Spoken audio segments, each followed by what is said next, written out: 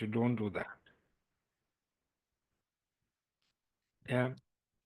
And familiarize yourself with types of questions, multiple choice and diagrams and maps and so on.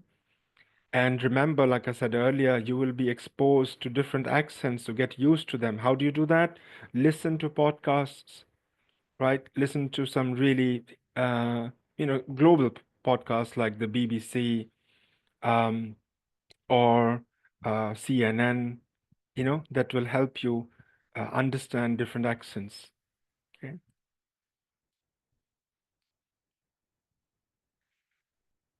Yeah, you can write the answers in case it's a pen and paper test, write the answers on the question paper. And then, of course, you have to uh, transfer the answers to the answer sheet. And you get 10 minutes for doing that. Yeah. I'm talking about pen and paper, of course. Okay. All right. Let's go.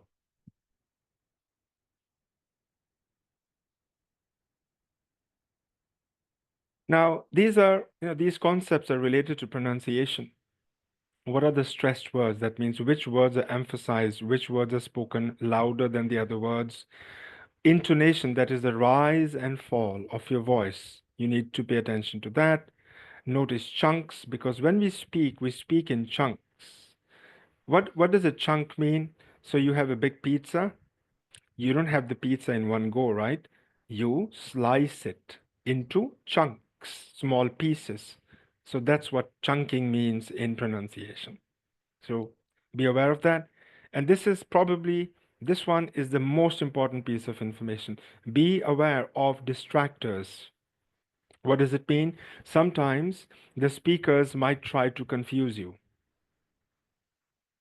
For example, so they give you an answer in the first minute, in the first few seconds of the listening part. Then what happens? After a few seconds, they might change the answer. That's what it means, right? That's the meaning of distractors. So you need to be aware of that. Okay. Don't assume that you know the answer because the answer or answers might change. So be aware of that, please. Okay. Yeah. Do you prefer pen and paper or computer? It completely depends on you. Yeah.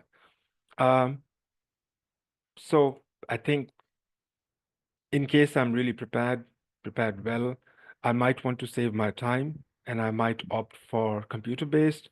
But in case I like the traditional setting, I want to go to the place, the venue, sit down with the other students or participants, I might um, want to try that one. So it depends on you. It completely depends on you. Yeah. Okay. We have already looked at this, so don't want to spend time on it. I think we have already spent more than 30 minutes on listening, so I want to actually move on and talk about the other parts, okay?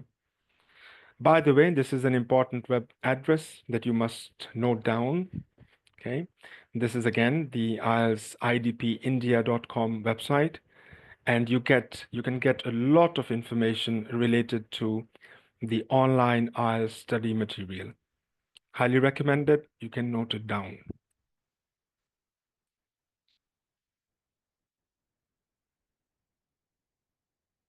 Yes, you can, Priya. You can change your answers, of course.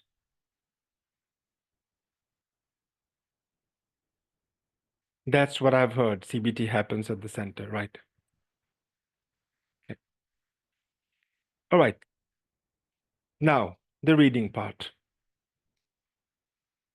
Mm, how do you find reading?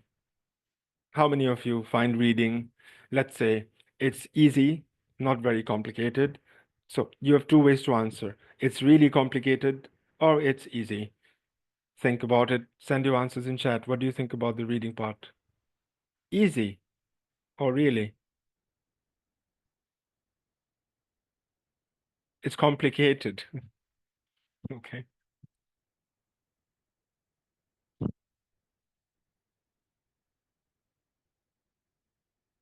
I think I completely agree with you.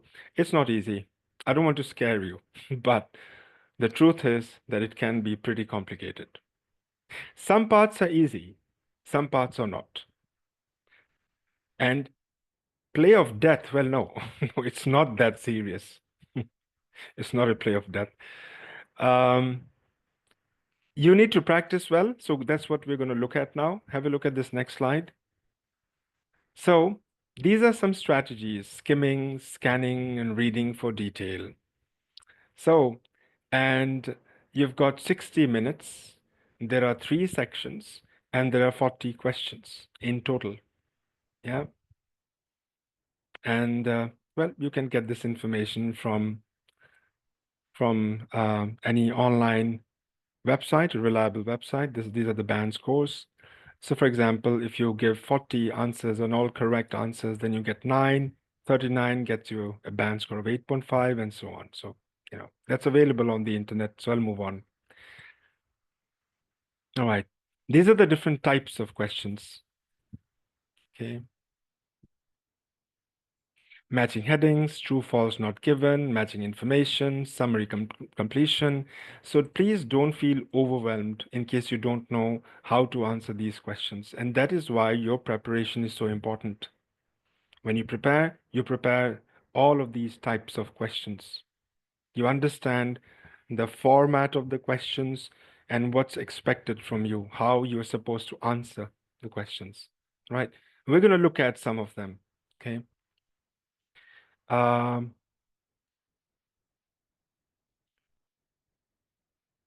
Sorry, I think somebody has asked me to show the academic card. Is this the one you were referring to? I think so.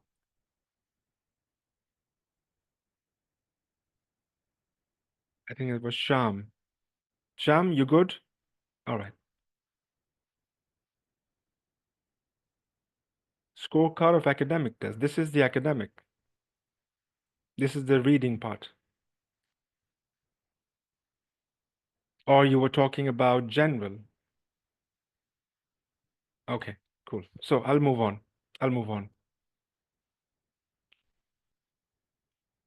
What techniques? Now, we're going to talk about techniques. We're going to talk about strategies because the reading part is not the usual reading that we do for fun, for leisure. It's not like reading a novel or a storybook. Yeah. So you need specific skills. And what are those strategies? What are those skills? Let's look at that. Some of the things you need to pay attention to, time management is really important because you've got 40 questions, you've got 1 hour. You need to use the time carefully and practically. Yeah. Um, so avoid loud reading. That's not going to help you. Yeah. Read the questions first. This is really important. What it means is usually you have a passage or passages or paragraphs, and then you have the questions related to the paragraphs.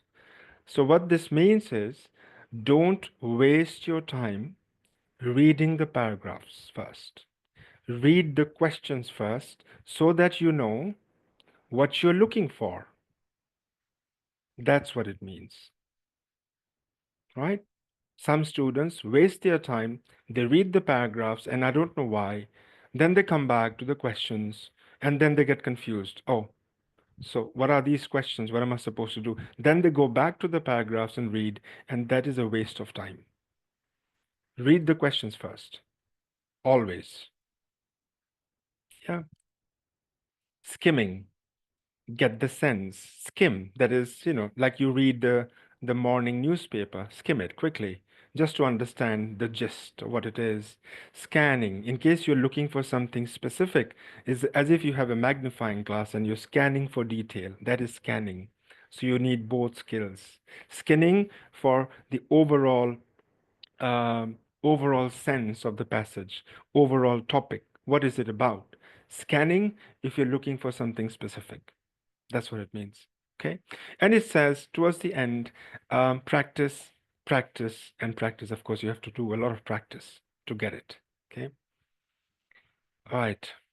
That depends. There's a question actually. Will the answers be jumbled or sequential? Sometimes the answers are in sequence for certain types of questions. Sometimes they don't come in sequence. So it's not standard. It's not one thing. There can be multiple ways. Okay, you need to be careful.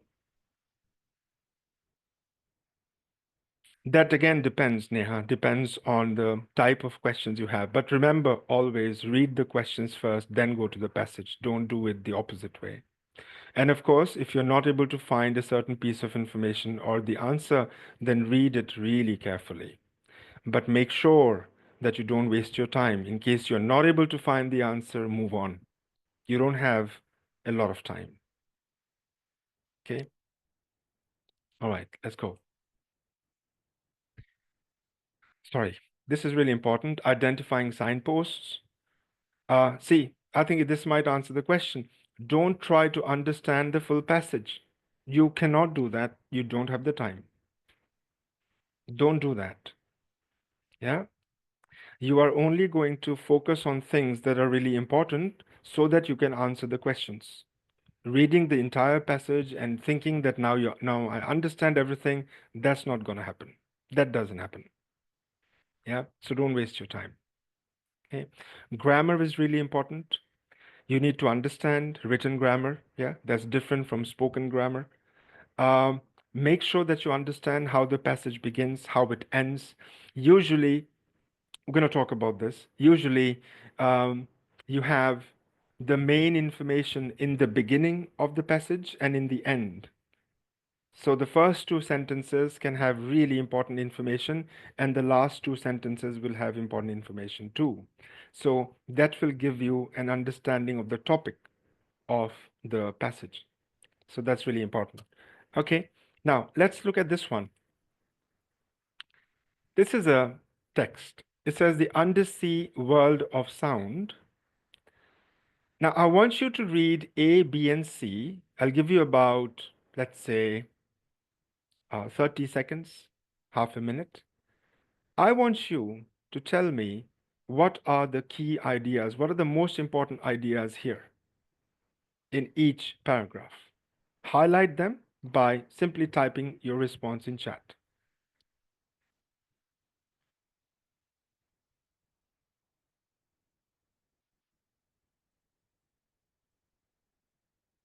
Aman, I recommend writing answers immediately, otherwise you might forget. So it's a good practice to write immediately.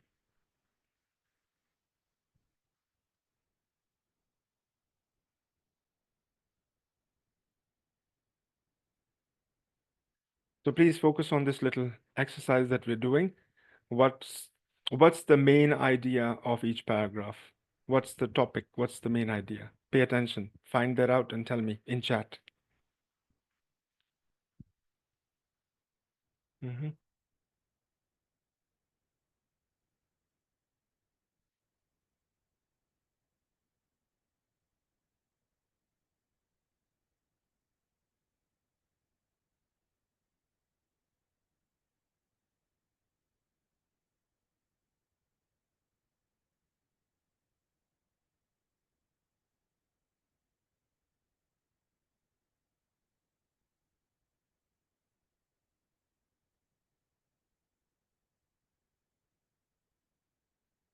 All right, thank you. Time's up. But of course, you're going to get more time than this. 30 seconds is, well, because I don't have a lot of time today. And so I just experimented with 30. Have a look at some of the important ideas.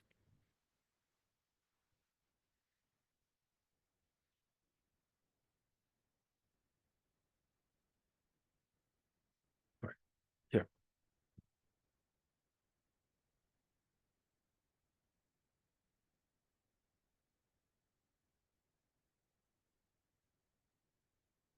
So remember, this completely depends on the questions as well. I don't recommend reading the passage first. I'm saying this again. You read the questions first, then you go to the passage, right? But it's always important to understand the topic of each paragraph, of each passage. And that's what we did here. Yeah, so these are the topics, these are the themes. Here we talk about eyesight. The next one, look at this one. It says, for humans who live in a world dominated by visual stimuli, to exist in such conditions would be impossible. Which conditions? Undersea, underwater, right? But for whales and dolphins that live in the ocean, um, darkness is unimportant. So the most important thing for them is sound. We can see things because we are on the ground. They need to rely on their ability to listen to sound. So that, like I said earlier, usually the topic is in the beginning somewhere or towards the end. So you see, it comes here in the end. What's crucial for them is sound, like that. Okay, good. Now let's go to the next one. Here you have D and E. Do the same. Find out the main ideas.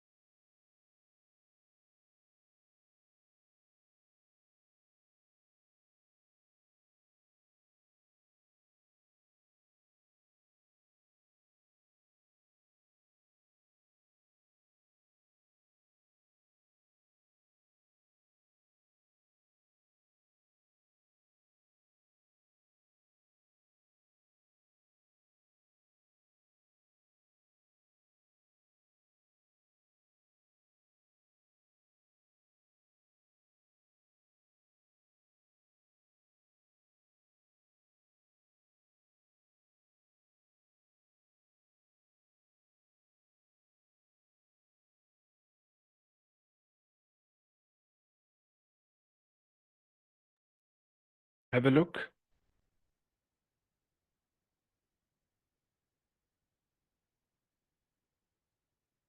Yeah. So what's the central idea of a paragraph? Always remember, one paragraph usually has one idea. That is the central idea. So, so let's say one paragraph has about 5 or 6 sentences. Yeah. And there's only one main idea, and all the other sentences are there to support the main idea.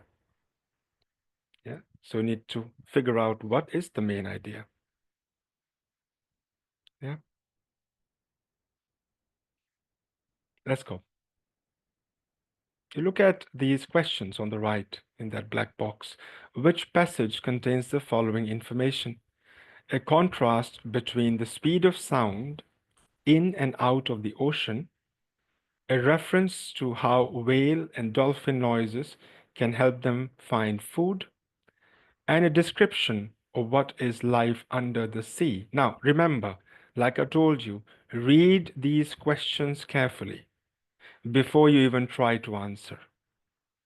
Yeah, the important words have been highlighted. Contrast between the speed of sound in and out of the ocean, reference, a description. I'll give you 2 minutes to answer this, and you can share your answers in chat. Am I not audible? Not able to hear me? Yes, sir, you are audible. I am. Yes. Okay.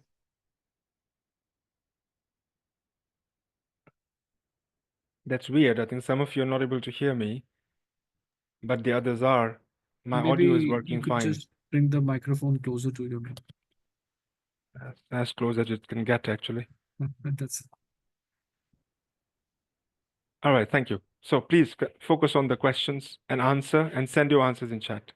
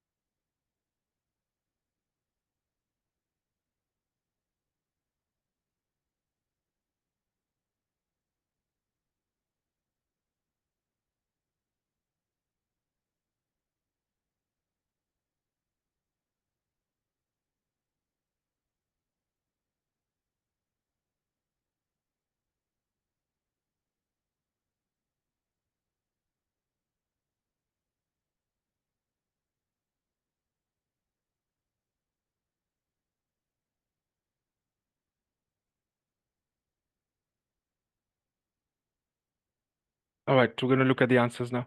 Yes, somebody has a question. No, no, Phil? Yes, ask the question, please.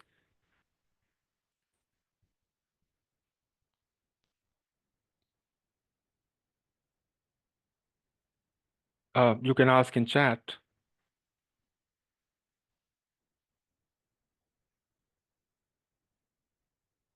All right, but before I actually take your question, let me help you understand the answers.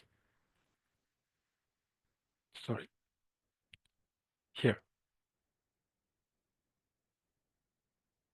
So the first one, contrast between. So that means the difference, right? Contrast means difference. Can we say that? Yeah.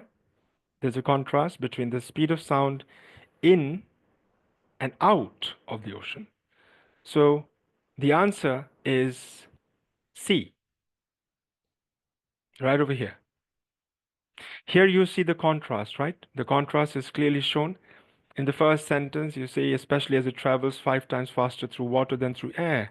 So there is actually uh, some kind of contrast given here by using that sentence. Then an example is given. If humans shout to someone, it's unlikely that they will be heard a kilometer away, but if the whales do the same, then of course they will be heard, and so on. So that is the contrast. So if you got that, good. Okay. The next one, a reference to how whale and dolphin noises can help them find food. Yeah. Where is that information about food? Where is it? So the information is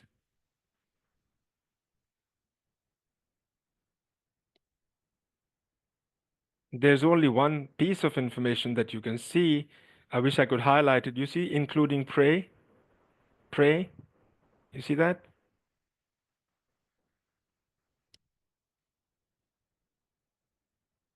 It's E. Good. A description of what is life under the sea, and that is has to be. What do you think? What is life under the sea? You see that? A. You got it. And that's it. Okay? So it's so important. It's so important to read the questions first and then go to the answers. Really important. So that's what I wanted to highlight. Nufil, ask the question. Ask the question. If you have the question, type in chat. Type in chat. Ask it. Okay.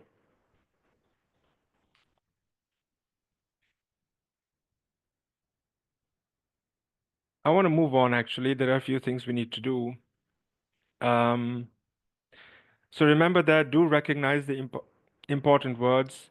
Guys, if you have questions, ask in chat, please, because if you raise hands, then it stops me. Don't want to stop because the other students are here and I want to really cover the whole content.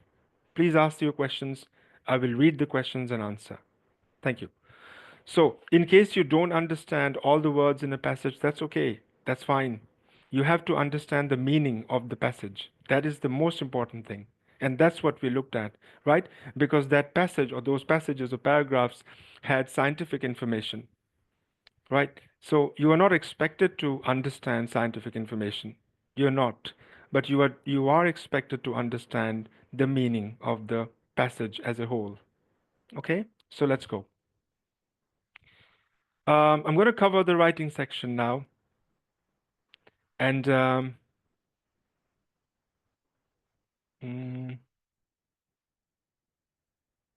can you guide about reading skill of general IELTS also?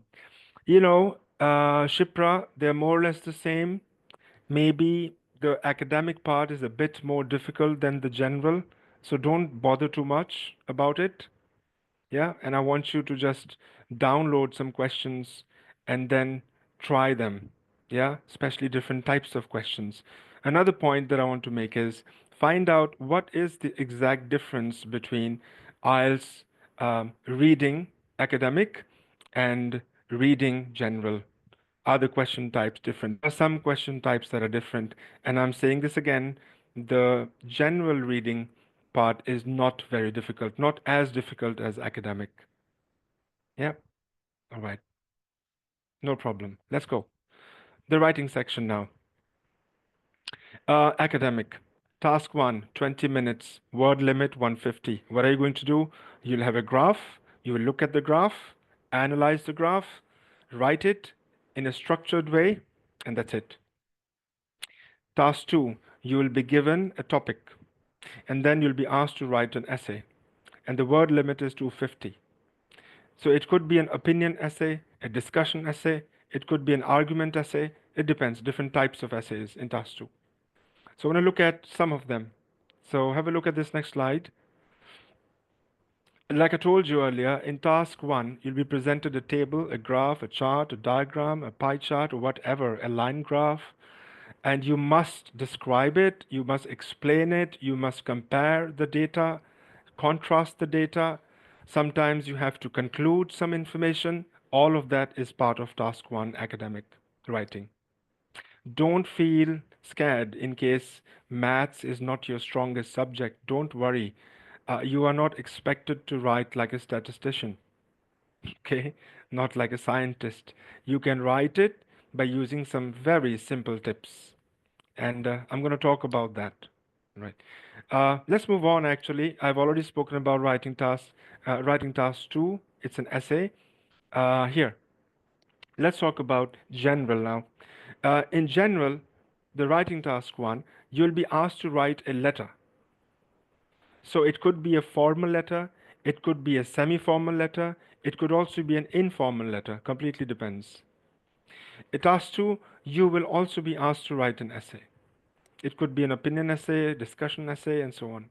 But remember, in task 2, um, general, um, the essay can be slightly more personal in style than academic, which means that you can write in a semi-formal way. But in academic writing task 2, usually you're expected to write the essay formally. Yeah, that's usually the difference between them. Okay. Um,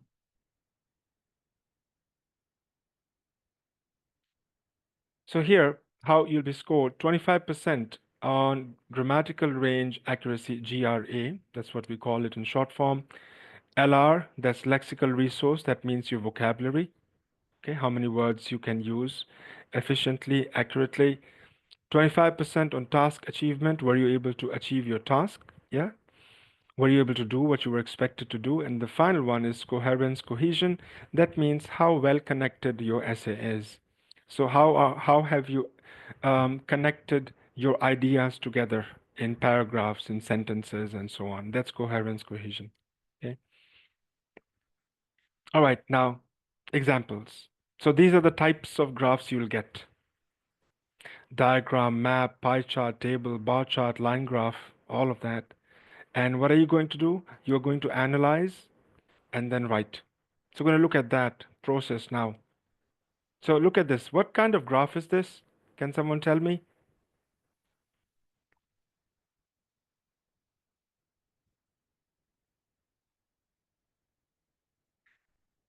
This is not a line graph. This is a bar graph.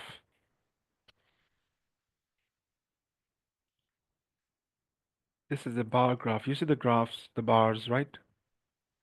You've got blue, orange, gray, and yellow. And of course, you have the lines drawn over them that show the pattern or patterns. Really important. I just want to spend a minute on this because this is really crucial. So, vocabulary to describe change. What kind of vocabulary do we use? For example, these are some nouns that you can use, some verbs and some phrases. And of course, the adjectives and adverbs as well. Okay. This is not the difficult part, by the way. The difficult part is to apply this information when you're writing. Yeah. So you might want to download something related to vocabulary about graphs. Yeah, it's easily available. And then and see how you can use that vocabulary. So here we go. Let me show you something. Please read the question carefully, like always. Um,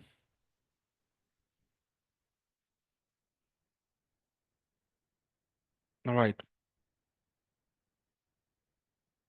I'm going to skip a few things because they are not really relevant, but I want to actually go to the graph so that you understand. Those of you who are preparing for the academic part, this is really important. Pay attention. This is the bar graph. So it says the chart below shows the value of internet downloads in the US from 1999 to 2008. So what you're expected to do, you are expected to summarize the information by selecting, reporting the main features. Please make comparisons where relevant. So it might be confusing for those who have never taken this test. What are you supposed to do? It's not so difficult. Let me explain. Of course, this is what we feel mostly, right? When we look at graphs, but don't bother. It's easy. Have a look. So there are four parts. And actually, mostly there are only three parts, not four. So you describe something. What do you describe? You describe the graph, give an overview, and then give the details. And that's it. I'll go through each one now. So you need to summarize and you need to talk about the main features and you need to make comparisons. So this is your question. When you read the question, you need to, in the first sentence or in the first paragraph of your essay, task one, you need to paraphrase this. You simply have to paraphrase it. That means you have to write the same thing in your own language, in your own language, within your own words. That is paraphrase. So let me give you the paraphrase.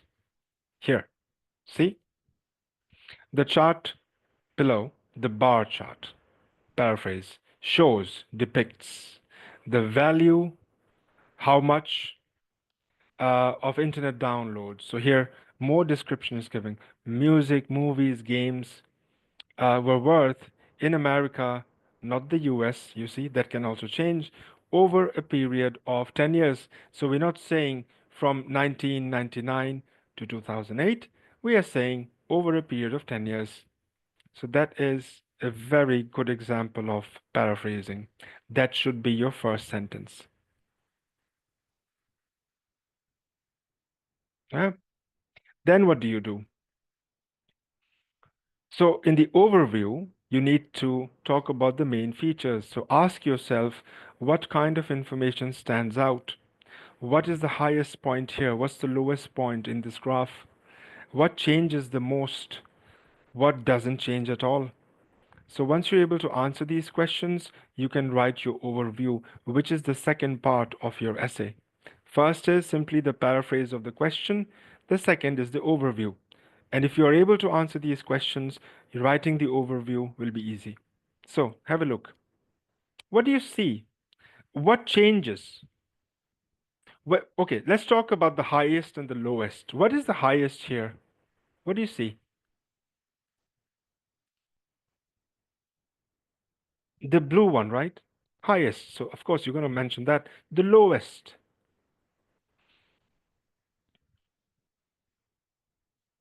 Absolutely. You have already identified the highest and the lowest. And then something that doesn't change very much. Where's that? It kind of remains constant. Yeah. Um, Orange. You have answers. Okay? Have a look. So I have drawn the lines here. They were not a part of the graph, but I've drawn the lines to help you understand. So, it doesn't change much, as you yourself said. The blue one fluctuates a lot. And the yellow one, this is the lowest point. And then the gray one, it kind of definitely increases, but the increase is quite uh, even. It doesn't have many jumps, unlike the blue one. Okay. So Have a look at this. It says this is the overview, by the way, when compared to other downloads, it's clear that the main development during this period is the huge increase in the value of downloaded games. So, downloaded games, right? This is the blue one, it represents games, and that's what you write. You can also mention something about the lowest, which is the yellow part, and I think the yellow one represents movie purchase, movie purchase, right? And so on and so forth. Yeah. So how do you decide to present the information? So you start with the most important to the least important. Yeah. Biggest to smallest, and so on and so forth. So it says, write the main body. What's that? I'll explain it. Here in the main body, you compare and contrast information. That's what you do. You see that? Select and compare and also contrast. You need to do that. Sorry. And once you're able to do that, that's it. Your task is done. Yeah. Now, some bit on the general part. So remember, in general training, task 1, you will be asked to write a letter, which would be formal or it could be informal. The word limit is 150. You have 20 minutes. And what are the marking criteria? Well, actually, it's the same ones: task achievement, coherence, cohesion, lexical resource, that's vocabulary, and grammatical range and accuracy. Okay. So there could be different types of situations. So have a look at this situation. You live in a rented house and there's a leak in the roof. Write a letter to the house owner, the landlord, and in that letter, describe the problem, the issue, explain how the situation affects you, and suggest a time and date to get it fixed. So it's quite transactional, and you need to write that letter to your landlord. Okay. So of course, if you write a letter to your landlord, you will write formally, not informally. So that. Okay. Um, in writing task 1, Kunchala, academic, you are not expected to write the conclusion. You're not expected. You can skip it. All right. So this is the basic part of general letter writing, task 1. So these are different types of problems. So understanding the question, using the correct register, that means using the correct level of formality, whether you should write formally, semi-formally, or casually, depends on the situation. And use the correct vocabulary, appropriate vocabulary. Please remember to stay on topic. Don't divert or divulge. Stay on the topic. So it could be different types, the letters. So complaining, requesting information, apologizing, giving advice, making suggestions, so on. Yeah, all of that. These are the common situations. And we have already looked at this.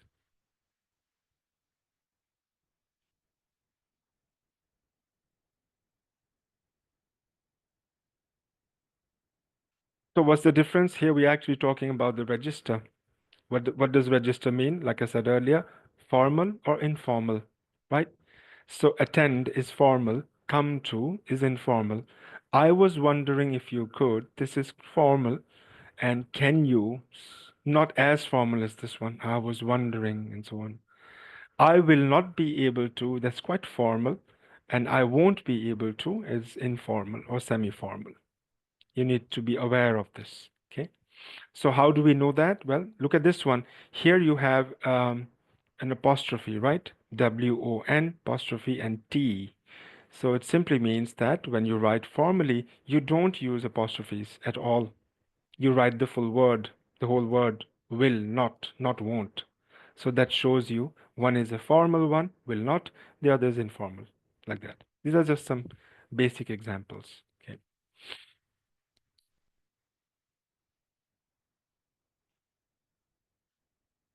Now, writing task 2, what's task 2? An academic essay, 250 words, you get 40 minutes, and then What are the marking criteria? Kind of the same one, but here we don't have task achievement, we have task response.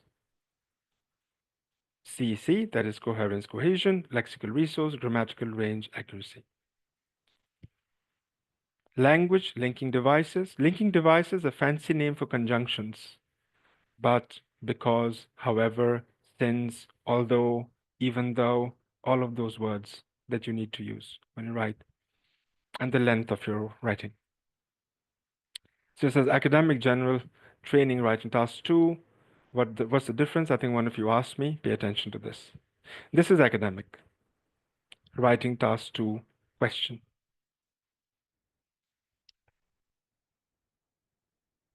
Yeah. And then have a look at this. General. What do you think? Which one is easier?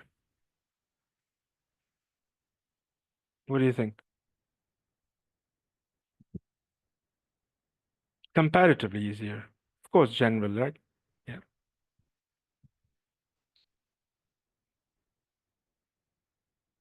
Okay. Then we need to look at the next one. This one.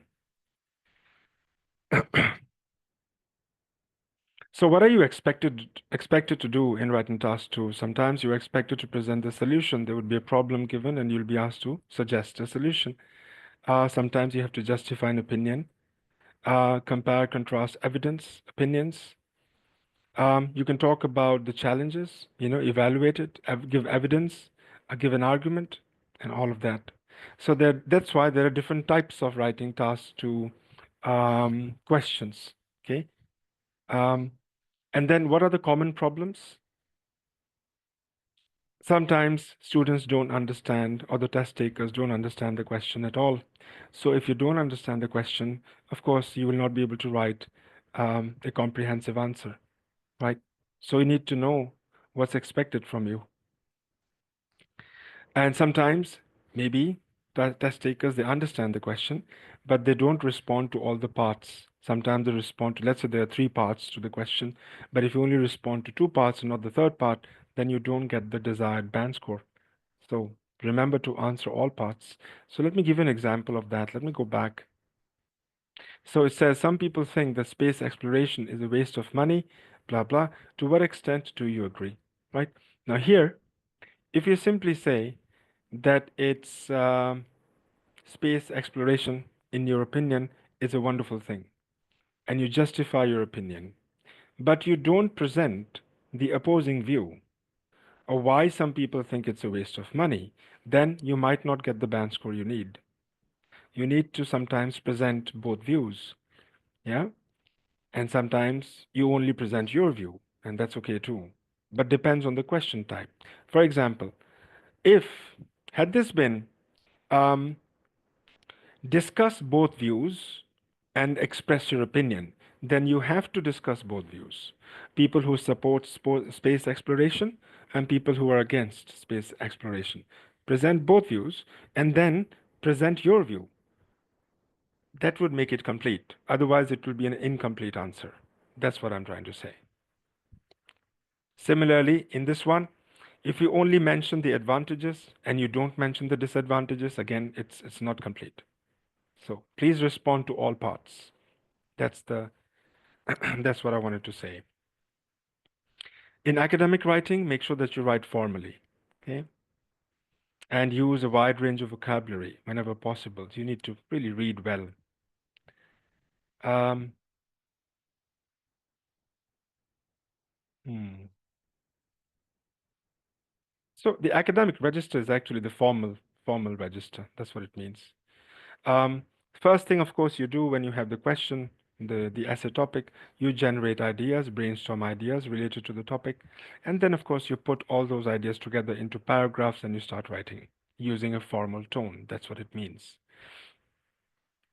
Okay, and I can't stress this. You really need to have a good range of vocabulary, and this is it's a typical structure of a task two essay. So introduction, paraphrase the question, and then it says thesis statement. That's optional, but I suggest you do that. The thesis statement is when you state your opinion, what you think. Then body paragraph 2, main topic, supporting ideas, and then illustrations, examples, same thing here, and then finally you conclude. Yeah. So generating ideas, there are many ways to do it. Well, actually, one of the common ways is simply write down the ideas, whatever ideas come to your mind when you have the topic in front of you. Yeah. So you need to practice this. This is a skill. Identify main ideas. What is the central idea? And of course, use the internet. Yeah, to find some great ideas related to the topic. You have artificial intelligence to help you, and that actually usually gives you loads of ideas. So you can use that tool if you wish to. Okay. Um, then ask questions. Sometimes asking questions related to the topic can also help you, and so on. So these are some typical ways of generating ideas. Then we have vocabulary, really important. Don't underestimate it. Okay. How do you develop it? By reading, by listening. Yeah, like I said earlier, also watching movies. They can help you. And these are some websites that you can use to develop your vocabulary. You see, Oxford Learners Dictionaries.com, and you have the word list. So there are about what? 8,000 words. Right. So if you want, you can note it. And then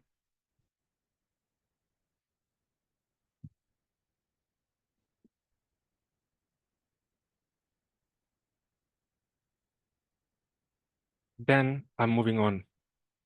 This is the other website, Academic Word List. This is helpful for those who are preparing for the academic test. Okay.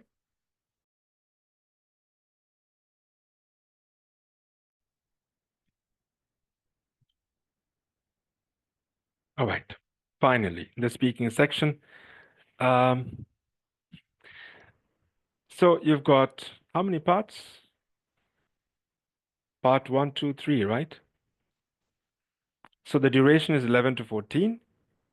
It's a face-to-face interview. And the first part lasts for about 4 to 5 minutes. That is the easiest part. What do you do there? Well, you give your introduction, and then you answer the questions related to your life, related to your family, related to your hobbies, related to what you like, what you don't like, your city, your hometown, whatever. General questions. Part two, it says individual talk. Yeah, it is kind of a speech. So you will be given a topic, and that topic will be on a card.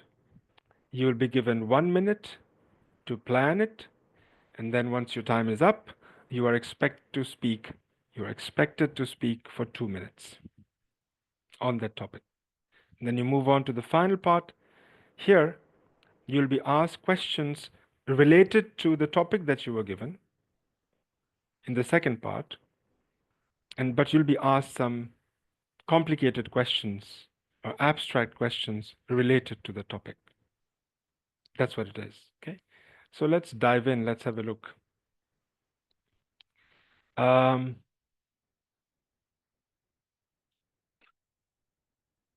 so these are some basic pieces of information that you might want to read. Take a minute.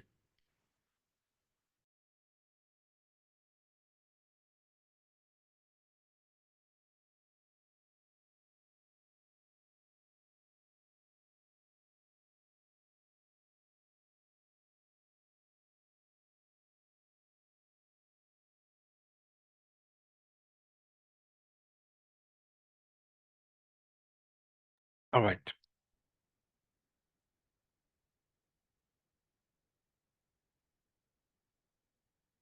So these are the criteria. So you'll be marked on pronunciation, fluency, and coherence, how well connected your speech is, how well can you use your grammar, and what's your vocabulary like? Yeah, is it good? Okay, you have a solid foundation there. So these are the things. Um, so look at this. These are some examples of part one, part two, and also part three. In part one, Look at this. These are some really basic questions. Do you have a big family, large family, small family? Can you tell me something about them? Can you tell me something about your best friend? Do you have a best friend? What sort of things do you like doing together? Do you get on well with your family? And so on. So, all the questions here related to your family. And it could also be related to your friends, or it could be about your city or hometown, and so on. It's very basic. Then comes part two. Here you have the topic. It says, describe a teacher who has influenced you in your education, and you should say where you met the teacher, what subject the teacher taught you, and what was special about the teacher. You will have 1 minute to plan, and then you have to speak for 2 minutes. Now, as you can see, part two, the topic, and in part three, the topic is the same, but the questions are complicated in part three. So, check the questions. Um, Developments in education. How has education changed in your country in the last 10 years? So, this one, part two, was about education, but it was something personal, right? A teacher that you liked, a teacher that influenced you. So, you shared personal memories related to the teacher. But part three is impersonal. It's about, let's say, the education system in India or the education system in Delhi or in Punjab. Let's say, I'm just giving examples. So, how has it changed in the country? What changes do you foresee in the next 50 years? You're predicting about the future of education in India. This is not so easy. So, that is the connection that I wanted to show you. Yeah. How many lines to answer in part one? Not, don't think about lines or sentences really, but if you want a specific answer, so if in response to part one questions, so let's say the question is, do you have a large family or a small family? You say, well, I have a big family. We are five. That's it. So two sentences, and you stop. You don't keep now. You don't continue now. You don't just keep talking about, oh, I've got two brothers and two sisters. My brothers do this. My sisters do that. No, no, no, no. Two sentences and stop. Yeah. Okay. All right. We have already looked at it. We have looked at all the parts. Yeah. And these are, of course, different questions of part one related to part one. You see, like I told you. So we spoke about the family. And in part one, you can also be asked something about festivals in your country, special foods, special traditions. What do you enjoy? What kind of food do you like? Do you like festivals? What kind of festivals? Like that. You see, now you have this topic related to food. Part two, again, depends. You cannot predict it. You can't predict what topics you're going to get. Okay. But here, you've been asked a question about your hobby. And then the discussion would be about hobbies in general. So look at this. Do you think having a hobby is good for people or good for people's social life? So, kind of complicated. Part three is the most difficult. Yeah. And this is actually how you prepare. So you only get 1 minute to prepare, right? So you need to use that 1 minute really effectively, efficiently, practically. So it says describe a lake that you visited, right? That's the topic. So you make a little spider diagram. You write the topic in the center of the page, and then you add ideas around the main idea, right? So where the lake is. So you see, this is how the test taker brainstormed. Where is it? Where is it? Where? Lake District National Park. How often do I go? Every summer, many years. What activities I do there? What? Okay, jet skiing, sailing, walking, food, blah, blah. And explain why you like it. Why? Because of the scenery, because it's tranquil, because it's breathtaking, because it's beautiful, because it makes me feel peaceful, and so on and so forth. So you can do this in 1 minute. And then, of course, when the examiner asks you to speak, you can use the same ideas and build your answer. So that's really helpful.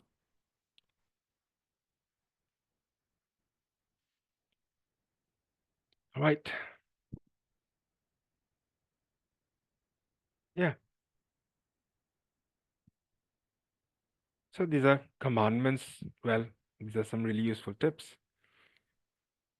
Have a look.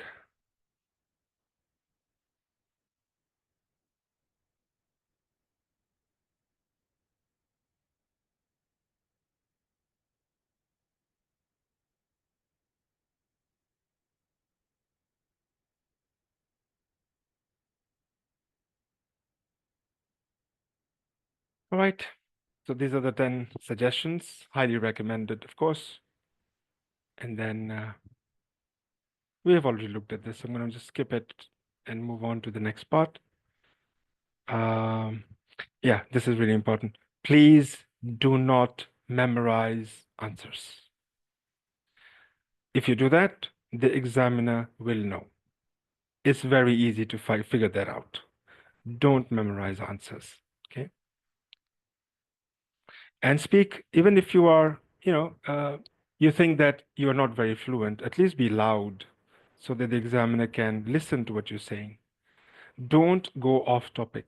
So if they've asked you to speak about education, you don't talk about sports, you talk about education. That's what it means, yeah? Don't repeat the same words, use synonyms.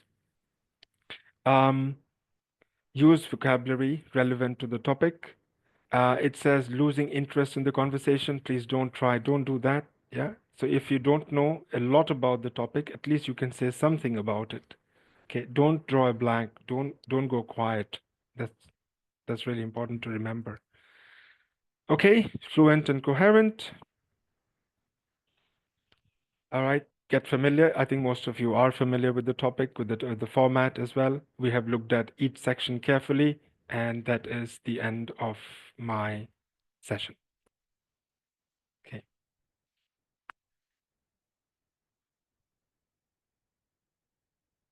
You're most welcome. And those of you who are about to take the test in a few days from now, I wish you all the best. And remember the tips. And I'm sure you're going to do a good job. Thank you, Jaydeep, for a great interactive session, and I hope everyone gained a lot from it. You're most welcome. Thank you very much for having me. Take care. Thank you, everyone, and all the very best for your future exams. Thank you.